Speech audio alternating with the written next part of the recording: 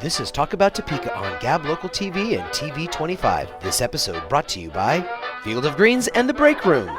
And here's your host, Chris Schultz. All right, so it's been a little while since we've had my next guest here in the studio with us, but we are certainly glad to have him back with us. He's been working really hard in downtown Topeka. It's Vince Frye from DTI. That swell guy is right over there. Sure. How are you? I'm doing just great, thanks. Well, thanks for joining us. Really, there's been so many things happening downtown. Yeah. Glad we could get on your schedule to get you down here. Well, I'm glad to be here. Well, okay, so let's talk about some of these parks that are coming in. all So right. we're seeing some tremendous progress with these things. For a while, we were wondering, what? Now we've got shape being taken at these things, right? You were wondering? We were Goodness wondering. gracious, We were yeah. wondering. Well, this has been a 2-year project, and so I've been showing renderings for 2 years now of what it's all going to look like. And now here, the next 2 weeks, it's all going to be complete. Mm-hmm. And it's really exciting to see it happening.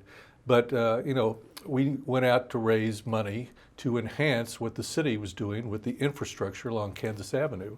And we wanted Kansas Avenue to be a place of great pride. And in the visioning process, it was the number one priority of our citizens, a revitalized downtown. That took place in 2008. So here it is 2016, and it's going to become a reality.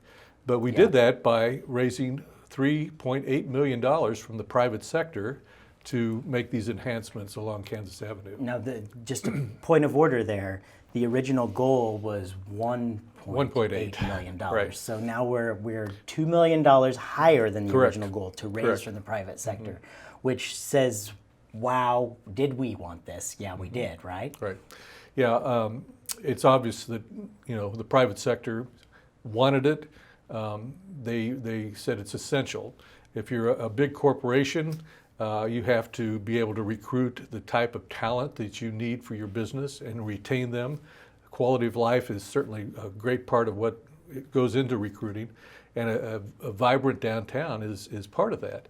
And so we have quite a few corporate donors, but we have quite a few individuals that also put money towards this. Mm-hmm. Well, I personally have to say that we were lucky to have Vince Frye, this guy right here, this swell guy over here, Swell guy. to be at the helm of downtown, and your entire staff down there really doing a great job. The tireless nights and everything that you've put in to be able to coordinate all of these pieces, it's a tremendous job. It doesn't just happen overnight. And that's why we need to say, thank you, good job. Frank, give him applause. Clap with me. Good. And Frank's got it back there too. Wow, So. a standing ovation. Yeah. Well, Put your shirt back on, Frank.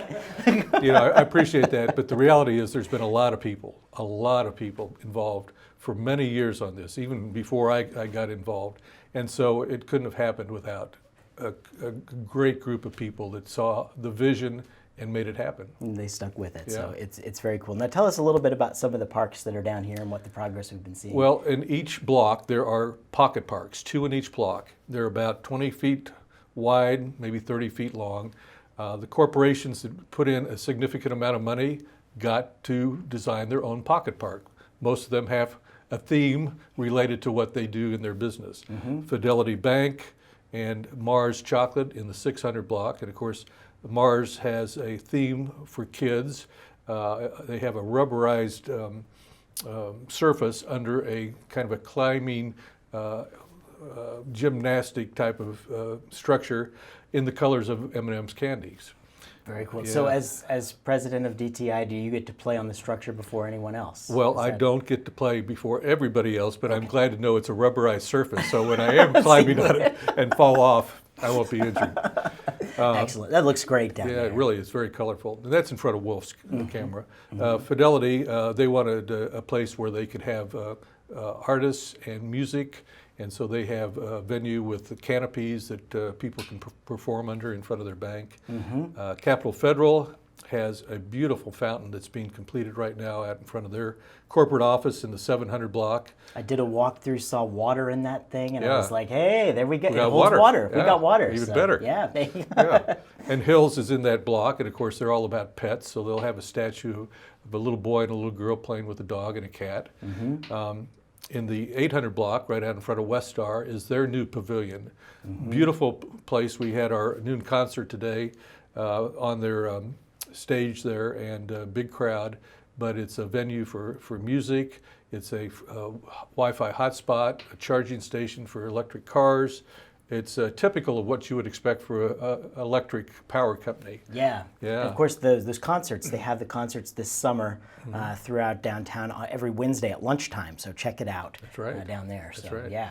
And then moving on down further, Bartlett West, in front of the Cumulus radio stations, has a really unique pocket park. And if you touch a button in their pocket park, it lights up this really unique LED light experience on the side of the parking garage that changes every night. It's great for me to go out there when I'm walking my dog. I'll see people pull up and admire the sculpture, and I realize that they don't know that there's a little magic button. Right. And you push the button, and then this lady walked back. Her husband. They looked at the sculpture out there in front of Cumulus, and then he turned around. She got in the car, and then I made it right over there. Pushed the button. Next thing you know, boom! There you go. The whole light up. She was like, it was Clark Griswold painted the thing for Christmas. Well, and I'm told a lot of cars are pulling up at night, after it's dark, and pushing that and getting a lot of interest. Yeah. And then, of course, in the 900 block security benefit has a really cool Kansas-themed pocket park with a kinetic piece of art that moves with the wind